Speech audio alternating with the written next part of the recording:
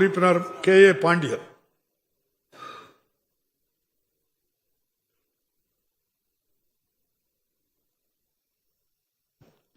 மாண்புமிகு பேரவைத் தலைவர் அவர்களே, என்னுடைய சிதம்பரம் சட்டமன்ற தொகுதி வடக்கு பிச்சாவரம் கிராமத்தில் உப்பனாற்றின் குறுக்கே சுமார் 75 ஆண்டுகளுக்கு முன்பு கட்டப்பட்ட ரெகுலேட்டர் தற்போது மிகவும் சேதமடைந்து பாதுகாப்பற்ற நிலையில் உள்ளது.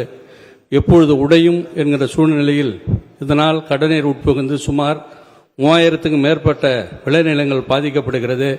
மாண்புமிகு அமைச்சர் அவர்கள் ஒரு ரெகுலேட்டர் ஒன்றை கட்டித்தர வேண்டும் என்று பேரவைத் தலைவர் வாயிலாக கேட்டுக்கொள்கிறேன். மாண்புமிகு அமைச்சர் அவர்கள். Honorable Speaker, I want to submit one thing.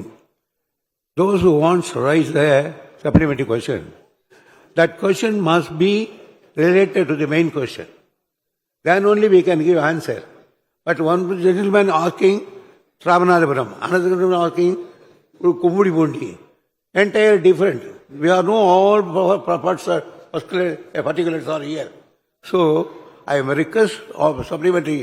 Those who want to write a supplementary should ask the connected with this main question.